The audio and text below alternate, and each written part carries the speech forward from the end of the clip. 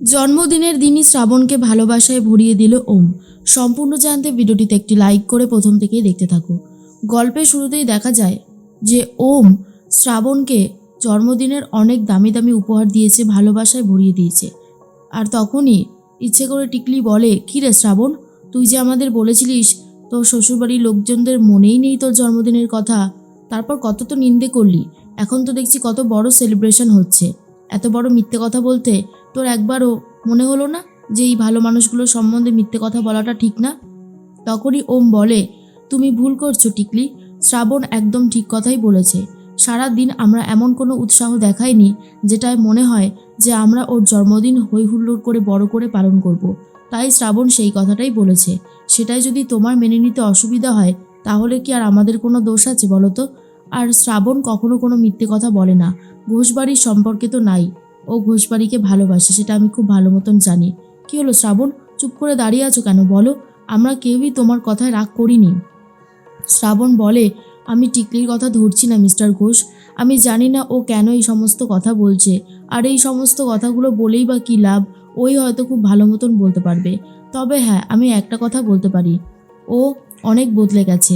এরপরেই প্রচণ্ড রেগে গেছে তখনই টিকলির মা, আর বলে, অনেকক্ষণ ধরে তোর এই আজে বাজে কথা আমি শুনে যাচ্ছি, আমি কিন্তু তোর আর এই কথাগুলো শুনবো না বলেই ঠাস করে মেরে দেয়। আর বলে, চল ঘরে চল। আর তখনই জোর করে হাত ধরে টানতে টানতে ঘরে নিয়ে চলে যায়। এর মধ্যেই তখন তিন্নি বলে, চলো মা, আমি ঘরটা দেখিয়ে দিচ্ছি। এরপর শ্রাবণ বলে, কেন এরকম করছে টিকলি? আর অন্যদিকে ওম বলে, শ্রাবণ, তোমার এই বঞ্জিটা কেমন একটা অদ্ভুত যেন ব্যবহার করছে, যেটা আমাদের কারোরই ভালো লাগছে না।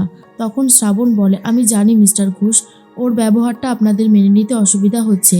মিস্টার ঘোষ, একবার ভেবে দেখুন, যেই মেয়েটা ছোটবেলায় বাবার অত্যাচার দেখেছে, অত্যাচার সহ্য করেছে, আর একটু বড় হতেই তাকে চলে যেতে হয়েছিল হোমে, বিনা অপরাধে যে এতগুলো বছর হোমে কাটিয়েছে, তার মানসিক অবস্থা তো এমনই হবে, তাই না মিস্টার ঘোষ?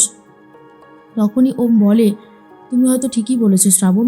শ্রাবণ বলে, হ্যাঁ মিস্টার ঘোষ, বাবার ভালোবাসা, কেয়ার, মায়ের ভালোবাসা দূর থেকে পেয়েছে, আর বাবার ভালোবাসা তো কোনোদিনও পাইনি। তাই জন্যই টিকলি আজকে এরকম হয়ে উঠেছে। তবে আপনারা তো এতগুলো মানুষ আছেন, যদি ওদেরকে একটু ভালোবাসা দিতে পারেন, ওদেরকে বদলে দিতে পারেন, তাহলে আর কি চাই? ভালোবাসা তো মানুষকে বদলে দেয়, তাই না মিস্টার ঘোষ? তখনই দাদু বলে, তুমি একদম ঠিক কথা বলেছো না নাতবউ, আমিও তোমার সাথে একমত। ভালোবাসা মানুষকে বদলে দেয়, ঠিকই বলেছো। আর আমরা এতগুলো মানুষ আছি, ঠিক ভালোবাসায় ওদেরকে বদলে দেব। তুমি একদম চিন্তা করো না, আমরা আছি তো তোমার সাথে। অন্যদিকে মৃত্তিকা সেই সুযোগে বলতে থাকে, এই বাড়ির সবাই ওদেরকে ভালোবাসা দেবে, আর আমি টিকলিকে দেব এমন ট্রেনিং যাতে শ্রাবণ এই বাড়ি থেকে বেরিয়ে যায়। উফ, এই রকম যে একটা মেয়ে এখানে আসবে আমি তো ভাবতেই পারিনি, তাও আবার শ্রাবণের আত্মীয়। শ্রাবণের আত্মীয়কে দিয়েই শ্রাবণকে জব্দ করার মজাটাই অন্য রকমের হবে। আমার যা ভালো লাগছে সে আর বলার মতো না। অন্যদিকে তখনই বারবার করে শ্রাবণ ভাবতে থাকে, যেভাবেই হোক টিকলিকে বদলাতেই হবে। এর মধ্যেই বাড়িতে তো সবাই মিলে আয়োজন করছে, হই হুল্লোড় করছে। আর তখন অন্যদিকে কাকাই শ্রাবণকে বলে, শ্রাবণ, আমি জানি তোমার খুব চিন্তা হচ্ছে, কিন্তু তোমার এখানে ক্ষমা চাওয়ার মতন কিছু হয়নি। তোমার আত্মীয় মানে আমাদেরও আত্মীয়, আর যদি কিছু ভুলভ্রান্তি হয়েই থাকে, অসুবিধার কি, আমরা সবাই মানিয়ে গুছিয়ে নেব। টিকলিকে ঘরে নিয়ে আসার পরেই শাসন করতে থাকে টিকলির মা, আর বলে, টিকলি, তোকে আমি বারণ করছি, তুই এই রকমভাবে শ্রাবণের শ্বশুরবাড়িতে এই অন্যায়গুলো করিস না। ওরা আমাদেরকে দয়া করে এখানে আশ্রয় দিয়েছে, এরপর আশ্রয়টুকু চলে গেলে কোথায় গিয়ে দাঁড়াবো আমরা? বল, কোথায় গিয়ে দাঁড়াবো? আর তখনই টিকলি বলে, মা, তুমি আমার ব্যাপারে নাক গলাবে না। তোমার আর ওই লোকটার সমস্ত কিছুর জন্য আজকে আমি বিনা দোষে এতগুলো বছর হোমে কাটিয়েছি। তুমি কি ভাবছো আমি খুব খুশি আছি আমার জীবন নিয়ে? না, আমি আমার জীবন নিয়ে খুশিতে নেই, আর আমি খুশিতে থাকতে পারছিও না শুধুমাত্র তোমার জন্য। এরপরে আমি যেটা করব সেটা তোমাকে দেখতে হবে, কিছু করার নেই। তুমি যেমন আমাদের জন্য কিছু করতে পারোনি, আমিও তোমার কথা ভাবতে পারবো না। তখনই শ্রাবণের দিদি বলে, এসব তুই কি বলছিস? তোর কি পুরো মাথাটাই খারাপ হয়ে গেছে নাকি? টিকলি বলে, না, আমার মাথা খারাপ হয়নি, আমি যা বলছি তা একদম অক্ষরে অক্ষরে সত্যি। আর কেনই বা ভুল বলবো? তোমার ওই জীবনটা যদি ওরকমভাবে নষ্ট হতো তাহলে ভালো হতো, আমাদের সবার জীবনটা কেন নষ্ট হলো বলো তো? এরপরে টিকলির কথা শুনে টিকলির মায়ের মন খুবই খারাপ হয়ে যায়, আর ভাবে, আমার নিজের পেটের মেয়ে আমাকে এইভাবে বলছে, এটা কি আদৌ ঠিক হলো? আর তখন টিকলি বলে, কি হলো, চুপ করে আছো কেন, বলো কেন আমি এতগুলো বছর হোমে কাটালাম, আমি কি অন্যায় করেছিলাম যার জন্য আমাকে হোমে কাটাতে হলো, আমি তো ছাড়বো না। আর তখনই টিকলির মা বলে, কিন্তু তোর শ্রাবণের ওপর এত রাগ কেন, শ্রাবণ কি করেছে তোর জন্য, অনেক করেছে তো শ্রাবণ, বল সেটা তো বলবি। তখনই টিকলি বলে, ব্যাং করেছে, তুমি ওকে দায়িত্ব দিয়েছিলে যাতে আমাদেরকে ও দেখে রাখে, কি হলো, ও তো নিজের জীবনটাকে সাজিয়ে নিয়েছে না, আমি তো ছাড়বো না, ওর সমস্ত সুখ আমি কেড়ে নেবো, এই কথাটা জেনে রাখো। আর এটা শোনার পরেই টিকলির মায়ের ভীষণই ভয় লাগতে থাকে আর বলে, কী সব বলছে টিকলি, কী করবো আমি এখন, শ্রাবণকে কি করে বাঁচাবো। এদিকে শ্রাবণকে কেক খাওয়াতে গেলে ওম শ্রাবণের গালে একটু কেক লাগিয়ে দেয়। আর তখনই শ্রাবণ বলে, মিস্টার ঘোষ ভালো হবে না কিন্তু, এই বলে মিস্টার ঘোষকে কেক লাগাতে ছুটেছে আর সেই ছুটতে ছুটতে চলে গেছে ঘরে। দরজাটাও খালি রয়েছে। এরপর শ্রাবণ এমন একটা নাটক করে যে পায়ে ব্যথা লেগেছে আর পা ধরেই বসে পড়ে। ওম তখন এসে বলে, কোথায় কোথায় লেগেছে দেখি। সেই সুযোগেই শ্রাবণের গালে কেক, তখনই ওমের গালে শ্রাবণ কেক লাগিয়ে দেয়। আর তারপর ওম বলে, আচ্ছা এটাই তোমার কায়দা ছিল। এরপর শ্রাবণকে নিয়ে বিছানায় অনেক রোম্যান্স করতে থাকে ওম। আর তখন শ্রাবণ বলে, না মিস্টার ঘোষ, দরজা খোলা আছে। আর তখন দরজা থেকে টিকলি সবটা দেখে নেয়। টিকলি নিজে কল্পনা করতে থাকে যে শ্রাবণের সাথে এখন যা কিছু ঘটছে সেটা যেন ওম টিকলির সাথে করছে। এরপর যখনই ওম বলে, এ বাবা আমি তো ভুলেই গেছি, 1 মিনিট এক্ষুনি বন্ধ করে আসছি, বলেই দরজাটা বন্ধ করে দেয়। আর অন্যদিকে তখন টিকলি বলে, এত বড় অপমান, ছাড়বো না, কাউকে আমি ছাড়বো না এত সহজে।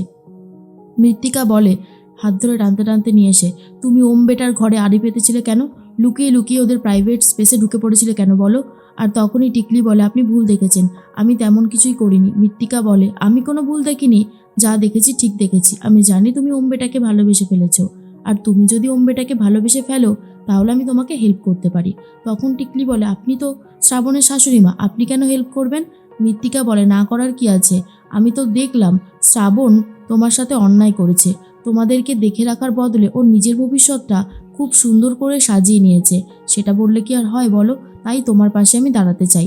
এই যে দেখছো এই সমস্ত ড্রেসগুলো আজকে থেকে তোমার। মৃত্তিকা নিজের সমস্ত পোশাকগুলো দিয়ে দেয় টিকলিকে আর তারপরেই টিকলির মন জেতার চেষ্টা করে যাতে টিকলিকে দিয়ে সমস্ত কার্যসিদ্ধি করতে পারে। টিকলি তো খুব খুশি, বোকার মতো মৃত্তিকাকে জড়িয়ে ধরে বলে, সত্যি তুমি খুব ভালো গো, আমি খুব খুশি এই বাড়িতে তুমি একজন যে আমাকে অন্তত ঠিক বুঝেছো। এর মধ্যেই সকাল হয়ে গেছে আর তখনই শ্রাবণ সবাইকে খেতে দেয়। দাদু তখন বলে, নাতবু, নাতিবাবু কোথায়, এখনো আসছে না কেন। সানায়া বলে, সেটা একটু পরেই জানতে পারবে, আসছে আসছে, রাত সারা রাত জেগেছিল তো কষ্ট হয়েছে। এরপর ওম চলে এসে বলে, দাও শ্রাবণ খেতে দাও। এরপরেই শ্রাবণ খেতে দিচ্ছে আর তখনই সানায়া বলে, বাবা এত লেট হলো কেন। রোহিণী বলে, সারা রাত তো বউয়ের আদর খেয়েছিস তাও পেট ভরেনি।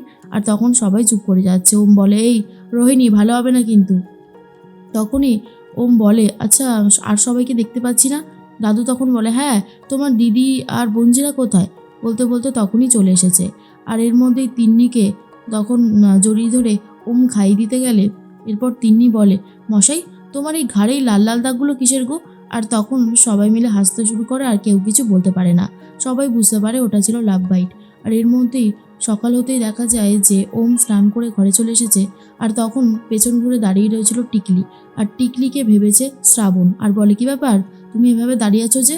আর তখন টিকলিকে দেখে অবাক হয়ে যায়। টিকলি ইচ্ছে করে শ্রাবণকে সরিয়ে দিয়ে ওমের কোলে উঠে পড়ে আর যেটা দেখার পর বাড়ির প্রত্যেকেই অবাক হয়ে যায়।